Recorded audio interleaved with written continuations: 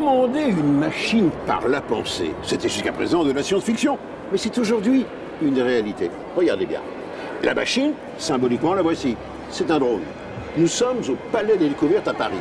Et cette machine, ce drone, va être commandé par la pensée par Natalia. Natalia est chercheuse à l'INRIA de Rennes.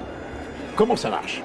Natalia est équipée d'un casque avec des électrodes pour recueillir les signaux électriques du cerveau, autrement dit, un petit électroencéphalogramme.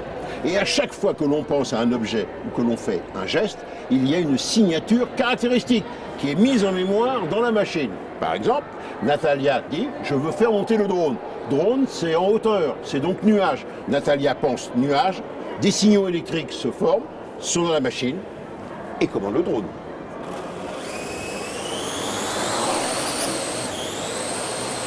Natalia pense maintenant terre, la machine se repose. On repense nuage, le drone monte.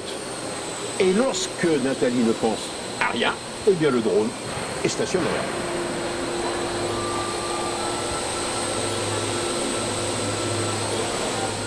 Reste maintenant à se demander à quoi cela sert-il. Natalia, à quoi pensez-vous? Moi, je pense surtout aux applications pour les personnes handicapées qui ne peuvent ni bouger, ni parler, ni même clignoter les yeux. Par exemple, j'ai développé une application de contrôle d'une maison intelligente par la pensée, dont les personnes imaginent une ampoule pour allumer la lumière, ils imaginent des stores pour les baisser, ils imaginent des portes pour les ouvrir, etc.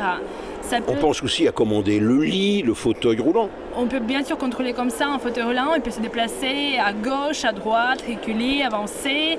N'importe quel objet, comme un lit, un livre électronique peut être contrôlable comme ça, surtout pour les personnes handicapées. Et puis après, d'une manière générale, plutôt aux robots qui vont nous assister. C'est exactement ça, c'est ce qui est en train de se développer, comme on a fait pour le traitement du parole il y a 20-30 années. On va maintenant développer tout ce vocabulaire pour les robots contrôlables par la pensée.